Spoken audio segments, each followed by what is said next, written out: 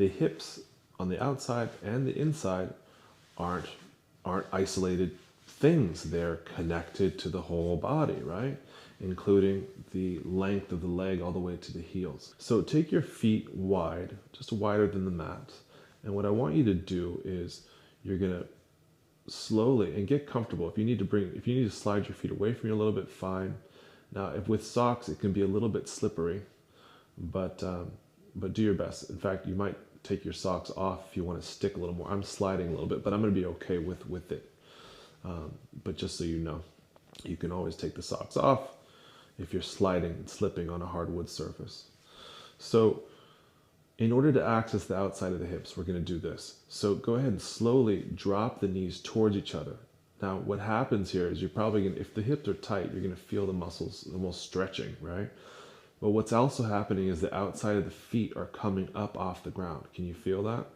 Now, what I want you to do is I want you to accentuate that by rolling the outside of the feet towards the outside of the knees. And that's going to engage a contraction. In fact, it starts with the ankles rotating out like that. That's engaging a contraction the outside of the ankles, which in turn sends a contraction all the way up to the outside of the hips, and then slowly relax the knees open. And you might click, clack a little bit in the knees. That's okay for now. Again, slowly bring the knees together, evert the feet, so rotate the feet out, keep the feet on the ground, rotate them out, and then slowly bring the knees back to neutral. You can do that 5 times. So that's 2, 3 more. Nice and slow. Just see if you can feel the rotation of the outside of the feet contract, and then relax the feet down, let the knees come open, right? 2 more, nice and slow. Evert the feet, feel a contraction on the outside of the hips, and then whammo, that's your ticket. Then just relax them down. So same principle, but for these muscle groups. Evert the feet a little bit. It doesn't have to be a lot, just a little bit. Get some feeling, and then slowly relax. And bring the knees open. Now, if you need to bring the feet wider because you're more flexible, do whatever you need to do in order to access a feeling, because that's going to take you to the next level of relaxation of the tissue and activation of the function of the muscles themselves too.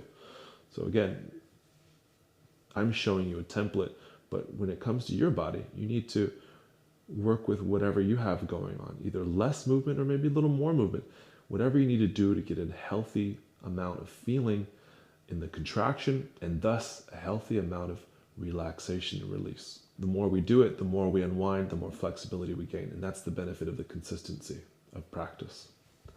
Okay, so that's the eversion of the feet, accessing a contraction the outside of the hips, and then a relaxation of the hips. That's a pendiculation for the outside of the hips, connected all the way to the outside of the legs. Now, the opposite's going to be the inversion, of course. So it's going to look like this. First, just bring your feet together, your knees close together, and then just drop the knees open. And notice for a moment how far you can go. So I have a bit of flexibility. I can go about here. Others can go further. Others will have less flexibility than I. So just notice that stretch there. And then what I'd like you to do is notice the inversion of the feet. So the feet naturally rotate up a little bit, and then the feet are rolling up naturally when the knees come down, right?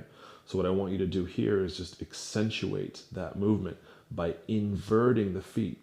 So roll the inside of the feet towards the ceiling, and that's going to send a contraction all the way up to the inside of the hips. And that's your ticket. When you can feel that, go ahead and relax the knees up, bring the feet to the ground for a moment. Somewhere in there, we're taking a breath, right?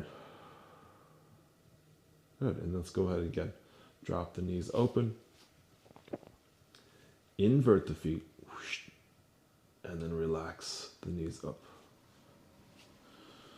So when you're bringing the knees up, there is a tightening happening. This is kind of interesting because there is a tightening happening to bring the knees up, but you're also relaxing what you were contracting by bringing the knees up. So there's 2 things happening at once.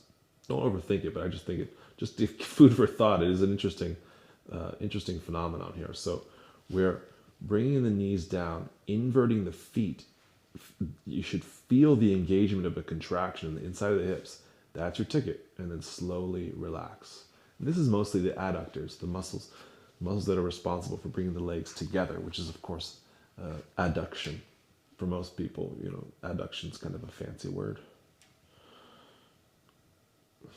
So these are the adductors, the muscles that are bringing the legs together, that are adding the legs together.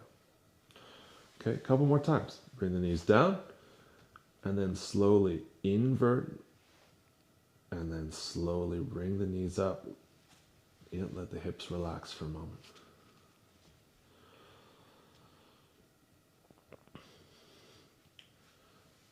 So if you just did this, that would be a stretch. The pendiculation is rotate the feet, and that's creating a contraction.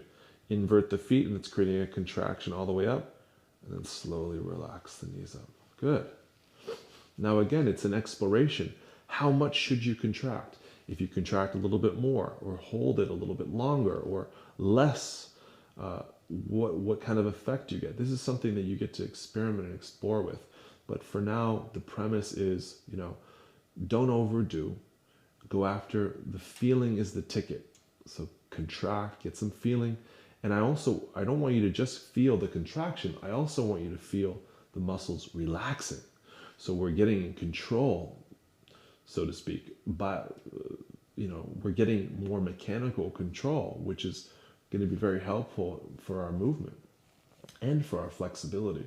So you've inverted, and you've everted the feet in that way to engage a contraction and relaxation of the hips.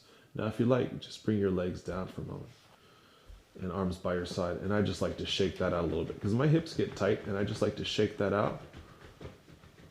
And then I just like to rest for a moment.